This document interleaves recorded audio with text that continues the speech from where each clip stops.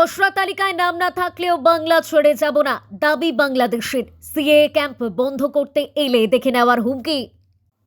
দক্ষিণ ২৪ পরগনা জেলার বিভিন্ন ব্লকে হিয়ারিং এর জন্য লম্বা লাইন পড়েছে। অনেকের খসড়া তালিকায় নাম নেই, এমনকি হিয়ারিং এর ডাকও পাননি।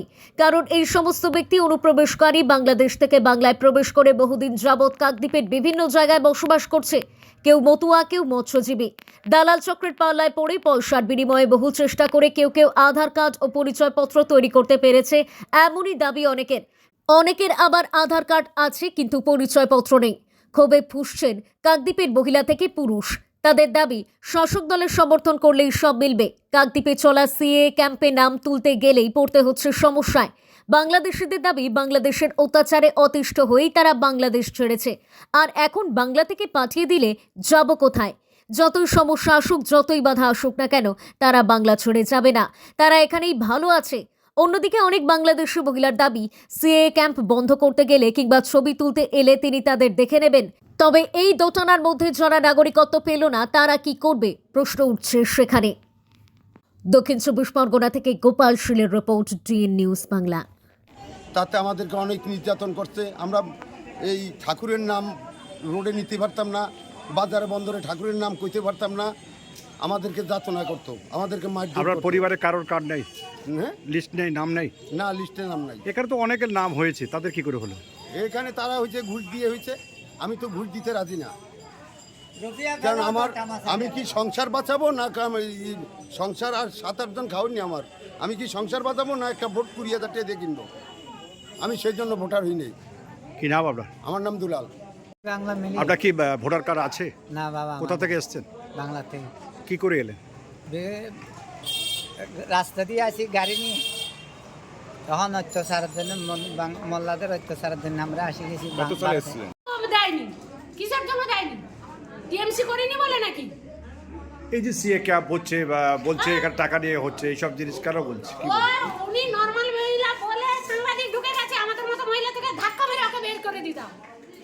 আর যখন প্রধান লিখলো ১০,০০০ টাকা, ২০,০০০ টাকা, কই তখন এ দেয়নি, রসিদ দেয়নি। কথা বলতেছে সিআই ক্যাম্প হওয়ার জন্য, তো তখন তো মমতা জোর গলায় বলেছিল যে সিআই ক্যাম্প হলেই আমি বেঁচে থাকতে দেবো না। উনি কি আমি মরে গেছে বিষ্ণুপুর শ্মশানে চিতায়? কথা বলতে জানে না।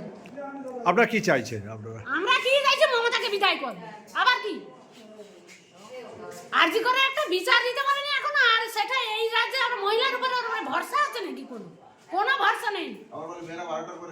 আবার তাহলে আমাদের তো ওষুধ দোকান আছে, আমি রাত 10টার পর ওষুধ দোকান থেকে বাড়ি ফিরবো না? আমারও তো দুটো মেয়ে আছে, তাহলে আমাদের কিছু হলে হসপিটালে ভর্তি করতে নিয়ে যাবে না? মেয়ে বাড়ি মানে কি হবে? তার বাবা মরবে। আপনার নাম? নাম জানিয়ে তো আবার গোটা ভাইরাল হবে, সারা বিশ্ব কাঁপবে, আবার আমাকে নিয়ে চিন্তায় পড়বে। না, নাম বলুন। আর তৃণমূলের নেতারা তো আমার চিলিং চিলিং চিলিং চিলিং করবে। আর আমিও কাউকে এত ভয়ও পাই না।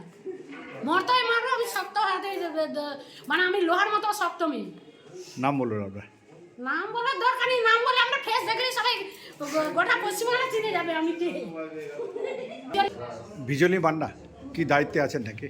আমি কোনো দায়িত্ব নেই, এই দলকে ভালোবাসি, বেশ এসছি। বাড়ি বাড়ি তালা বিল্ডিংরা সব টাকা নিয়েছে, আমরা মাটির ঘরে আছি, এখনো পর্যন্ত আমাদের দেয়নি। কি কেন দিয়েছে? কেন দেয়নি আপনাকে? কেন দিবে? আমরা যে বিজেপি তৃণমূলের সবসময় লেজে লেজে ঘুরতে হবে, দাদার মধ্যে মধ্যে ঘুরলে পাবো, কিন্তু আমাদের সময় নেই। ওই বাজে সময় দেওয়ার মতো ওদের কাছে সময় নেই। আমরা আর ওই সব ফালতু লোকেদের সাথে আমরা মিশতেও চাই না। আর তদন্ত লিখ না, আমার পাড়ায় কারা কারা পাইছে আমি সব নাম বলে গিয়ে নাম বলে আসবো। আমি অত ভয় পাই না কাউকে। এই যে